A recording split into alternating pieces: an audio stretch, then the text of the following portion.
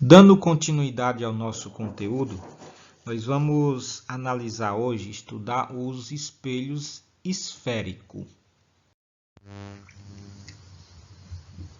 Mas o que é espelho esférico? Chamamos de espelho esférico qualquer calota esférica que seja polida, capaz de refletir a luz de forma regular. E dentro dos espelhos esféricos, nós temos dois, que é o côncavo. O espelho côncavo ele tem uma face refletora interna, em relação a essa calota esférica. Já o convexo, a sua face refletiva é a face externa da calota. Então, o côncavo, a face refletiva é a interna, e o convexo, a face refletiva é a externa. Conhecendo esses dois tipos de espelhos, o primeiro que vai ser analisado é o espelho côncavo. Mas essa palavra côncavo é, na verdade, um adjetivo que qualifica o espelho. Côncavo, essa palavra, esse adjetivo, descreve uma face que se curva para dentro. Então, nós chamamos, por isso que o espelho é chamado de côncavo. Para nós entender melhor, nós vamos aqui colocar um espelho e sobre esse espelho, perpendicularmente, eu vou colocar um eixo. E esse eixo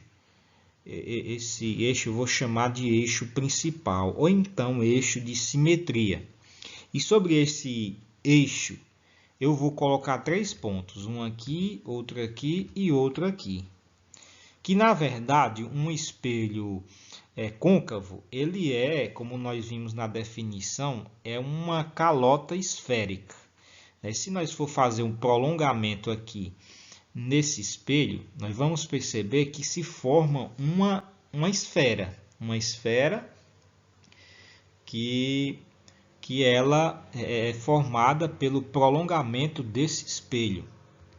Sendo assim, nós vamos chamar esse primeiro ponto que foi traçado de vértice, e que agora eu vou denominar por V. E esse outro ponto eu vou chamar de foco, que eu vou chamar agora de F. E esse outro ponto é o centro de curvatura do espelho, que é o centro da esfera, que nós fizemos pelo prolongamento desse espelho, que eu vou chamar agora de C. Então, essa distância aqui, de V até F, é chamada de distância focal, que eu vou denominar de F minúsculo. E essa distância de V até C, eu vou chamar de R, que eu vou chamar agora de raio de curvatura, raio de curvatura R. Então, eu posso fazer uma relação entre F minúsculo e R. Eu posso fazer uma relação em que R é 2 vezes F. Assim, eu posso dizer que a distância focal do espelho côncavo é a metade do raio de curvatura desse espelho. Conhecendo os elementos que compõem o espelho côncavo, agora nós vamos analisar a formação das imagens no espelho côncavo. Novamente, eu vou trazer aqui o espelho, com seu eixo de simetria, o eixo principal, com os 3 pontos, o vértice, o foco e o centro de curvatura. Então, nós vamos analisar agora os raios notáveis. O primeiro raio notável que nós vamos analisar é o que vem paralelamente ao eixo de simetria.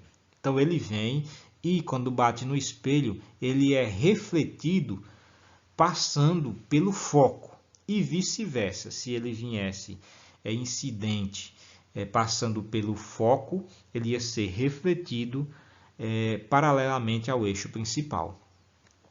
O outro raio notável é o que vem e bate no vértice do espelho. Ele é refletido com o mesmo ângulo de incidência em relação ao eixo principal. O outro é o que vem incidente passando pelo centro de curvatura. Quando ele bate no espelho, ele é refletido pelo mesmo caminho que ele veio. Então, esses três são os três raios notáveis para nós estudar a formação da imagem no espelho côncavo. Sendo assim, agora nós vamos ver o primeiro caso de formação de imagem no espelho côncavo. Nós vamos colocar aqui um objeto que fica antes do centro de curvatura. E nós vamos analisar usando a formação da imagem, usando esses raios notáveis que nós acabamos de ver. O primeiro raio notável que vai incidir sobre esse espelho é o que passa paralelo. E quando ele vem paralelo ao eixo principal, ele é refletido passando pelo foco. Então, o outro raio incidente, nós vamos analisar, vai ser o que passa pelo foco, que passa pelo centro de curvatura, melhor dizendo. Então, ele vai refletir, passando de volta sobre o centro de curvatura. E o que nós vamos observar é que no cruzamento desses dois raios, o que veio paralelo ao eixo e refletiu passando pelo foco, e o que saiu do objeto e passando pelo centro de curvatura e refletiu no mesmo caminho que ele veio, nós observamos que aqui nesse ponto houve o cruzamento desses dois raios.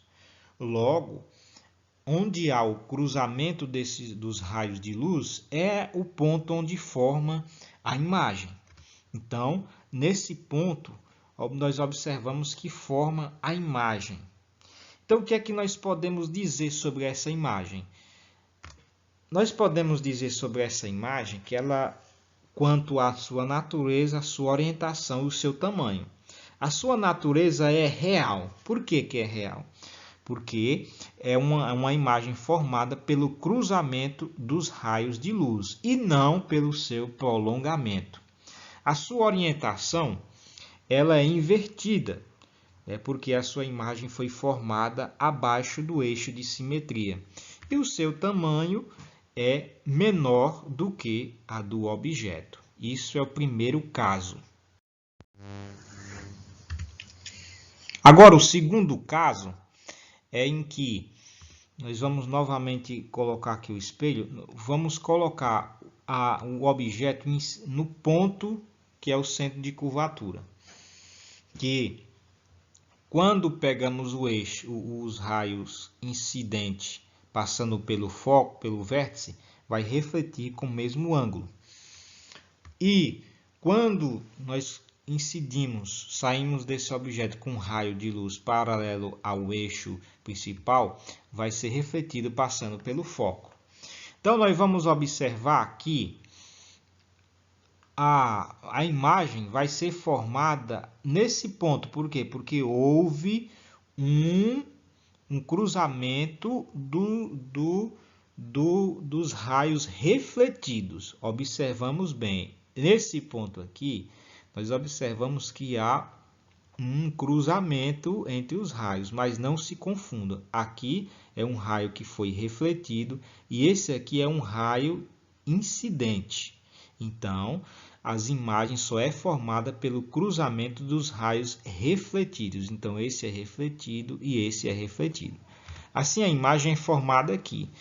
E a conclusão que nós temos dessa imagem é que a sua natureza é real, porque é formada pelo prolongamento dos raios, a sua orientação é invertida e o seu tamanho é igual ao tamanho do objeto.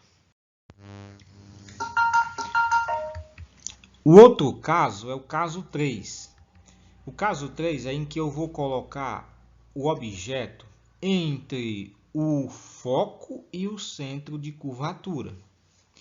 Então, traçando os raios notáveis, o primeiro que sai paralelo, ele vai passar pelo foco, e esse que passa pelo centro de curvatura, ele vai ser refletido novamente pelo caminho que ele veio.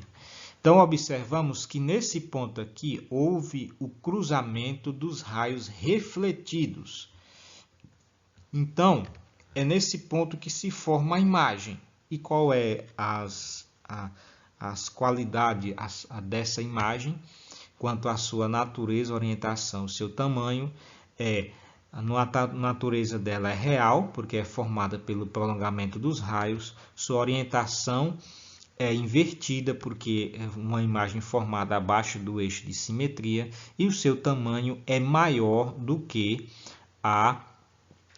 em relação ao objeto. Agora o caso 4. O caso 4 é em que eu vou colocar o objeto no ponto focal. Então, traçando aqui os raios notáveis desse objeto, nós observamos que não há um cruzamento entre os raios incidentes. Observamos que eles saem paralelos. E mesmo se nós formos fazer aqui um prolongamento desses raios, não há também o cruzamento deles. Logo, este caso 4, ela não há formação de imagem, e nós chamamos de imagem imprópria. O quinto caso é em que eu vou colocar o objeto entre o vértice e o ponto focal. Então, traçando aqui os raios notáveis, o que sai paralelo, ele é refletido passando pelo foco, e o que sai, o que bate no espelho, perpendicularmente a ele é refletido passando pelo centro de curvatura. Assim, nós observamos que aqui não há um cruzamento entre os raios refletidos. Quando o raio vai aqui nesse sentido, ele bate e volta passando aqui. E quando ele sai daqui, ele bate aqui e é refletido passando pelo foco. Então, nós observamos que não há um cruzamento entre esses dois raios refletidos. Por outro lado, se nós olhar atentamente, se nós formos fazer o prolongamento desses raios, nós observamos que há um cruzamento deles, do prolongamento desses raios refletidos. Assim, quando há um cruzamento desses prolongamentos de raio, nós observamos que a imagem se forma por trás do espelho. E qual é as características desta imagem, quanto à sua natureza, a sua orientação, o seu tamanho? Nós observamos que a natureza dessa imagem é virtual. Por que é virtual? Porque é uma imagem que é formada pelo cruzamento do prolongamento dos raios de luz, e não pelo cruzamento dos raios de luz. Ficamos bem atentos sobre essa distinção da imagem virtual e da imagem real. Então, essa imagem é virtual. A orientação dela é direita, porque é uma imagem que é formada acima do eixo de simetria. E o tamanho dela é maior do que a do objeto. Então, esse é o caso 5. Então, até a próxima aula, nós vamos dar continuidade falando sobre espelhos convexos.